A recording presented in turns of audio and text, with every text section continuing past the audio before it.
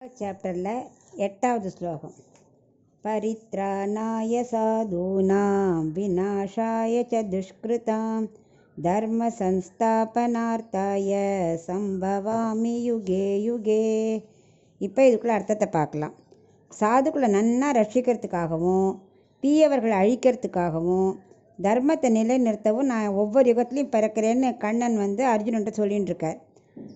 சாதுக்கள் யாருன்னா தர்மத்தின் வழி நடக்கிறோம், பக்தியிலேயே இருப்பா, ஆச்சார வர்ணாசிரமத்தை விடமாட்டா, பிறருக்கு கெடுதல் எதுவும் நினைக்க மாட்டா, மற்றவாளுக்காகவே வாழ்வா, தனக்காக வாழ மாட்டா, தர்ம வழியில் துளி கூட பெறல மாட்டா, எப்பவும் பகவத் சிந்தனையிலேயே இருப்பா. இவா தான் சாதுக்கள். ஸோ இவாளை நான் ரட்சிக்கணும்.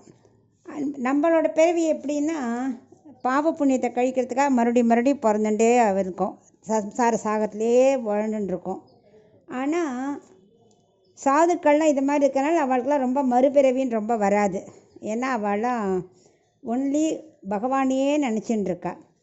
அப்புறம் பிரகலாதன் மாதிரி பக்தனை காக்கிறதுக்காக நான் பிறக்கிறேங்கிறார். அதாவது பக்தன்னா யார்? பிரகலாதன் மாதிரி எப்பவும் பகவத் சிந்தனையிலே இருந்தார் இல்லையா. அப்புறம் தர்மத்தை காக்கிறதுக்காக அதுக்காகவும் நான் பிறப்பேன் அப்படிங்கிறா. பக்தனுக்கு எக்ஸாம்பிள் பிரகலாதன், தர்மத்துக்கு எக்ஸாம்பிள் ஜனகர். அவர் ராஜ ரிஷி, ஆனால் கர்மயோகத்தில் இருந்தால் கூட தர்மத்தை விடவே இல்லை, அவளை விடாத ஃபாலோ பண்ணார்.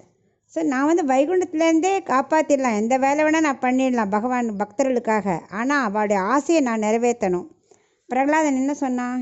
இந்த தூணில் அவன் கிருப்பானான்னு இப்போ ஹிரண்யகசிபு கேட்டதுக்காக பிரகலாதனை ரட்சிக்கிறதுக்காக அவர் அந்த தூணில் பிறந்தார்.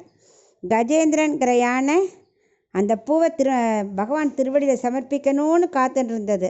அதுக்காக இந்த மாதிரி விபீஷ்ண சரணாகதிக்காக இப்படி ஒவ்வொருத்தரோட பக்தர்களுக்காகவும் நான் அவதரிக்கிறேன்.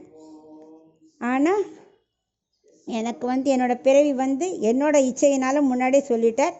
அதையே திரும்ப இப்போ சொல்கிறார். இவாளுக்காகத்தான் நம்ம மறுபடியும் பறக்கிறேன், எனக்கு விரோதிகள்னு யாரும் கிடையாது.